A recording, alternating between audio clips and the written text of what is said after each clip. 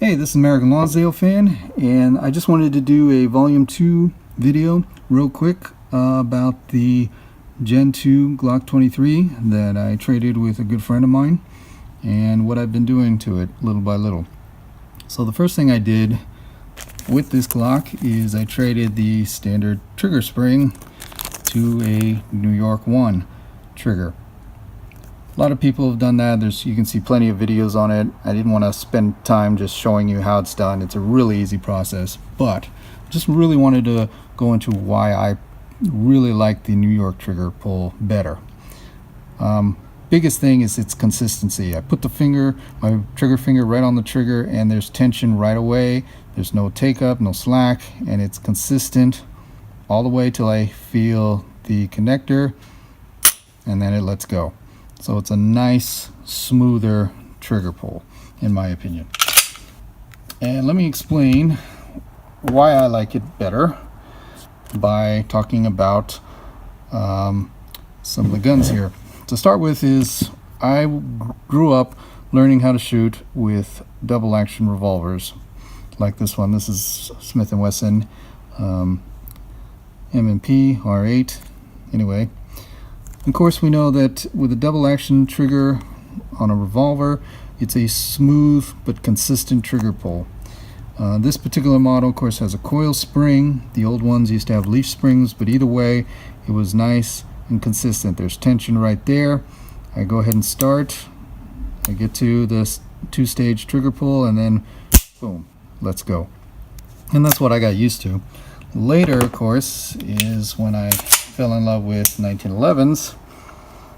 I got used to the use of the safety, finger off the trigger, and then feeling that first trigger return spring, which is nothing, and then feeling the sear let go, which was a nice, also consistent trigger pull. So that's what I like. I like consistency, I guess.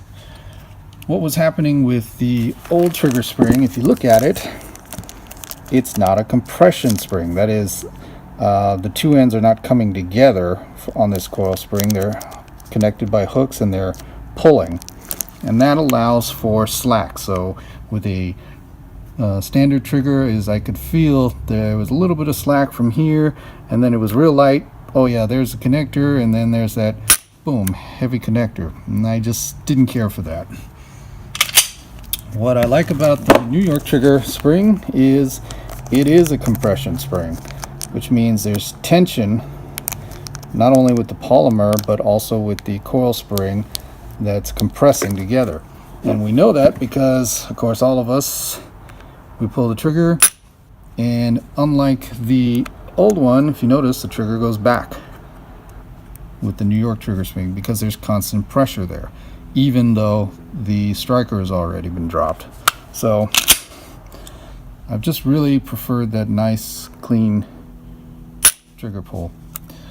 As far as the disconnect, or the connector I should say, my buddy had a ghost connectors put in there. I'm probably going to change that. I don't know if I'm going to go with the standard pressure, but I did get a hold of a factory 3.5 connector. Now they're called minus, I believe, but it was actually a Glock factory. They're hard to get. I don't know if I'm going to put it in this one, but I might, just because it does like I said, makes everything consistent. But so far, I really like this pistol. And another thing that has helped me a lot with shooting of the Glock, keep in mind, I'm not really used to them. I'm a revolver and 1911 guy, but unlike the 1911, which I was always putting kind of right in the web of my palm, because it's a slimmer gun, and in this case it's double stacked, so my finger was barely getting the pad, and I think that was throwing some of my shots to the left. So I trained myself to just put in a little more finger. That way I can steady it a lot better. So anyway, with the NY trigger spring, as well as learning to shoot this a little better, my grips have gotten a lot better, and I'm pretty happy with this gun. Now, for the record, I'm not one of those guys who believes that somehow this makes the Glock safer. I think Jeff Cooper said it best: safety is what's between the ears, not what's between your hands. We all know that the Glock has 3 independent safeties that are all disengaged with the trigger. So if you want a safe, loaded gun, keep your finger off the trigger. It's that simple. And another thing I do like about this Glock is this little indentation for the takedown lever acts as a perfect reminder that, yeah, that's where your your finger needs to be until you're ready to fire. What's also nice is it's a nice clean slip from here to here. So it's not throwing your aim off when you move your finger. It's just from there to there. And it works. Anyway, so like I said, this is volume 2 on this particular gun, and we'll see where it goes from there. Till then, God bless you and those you love.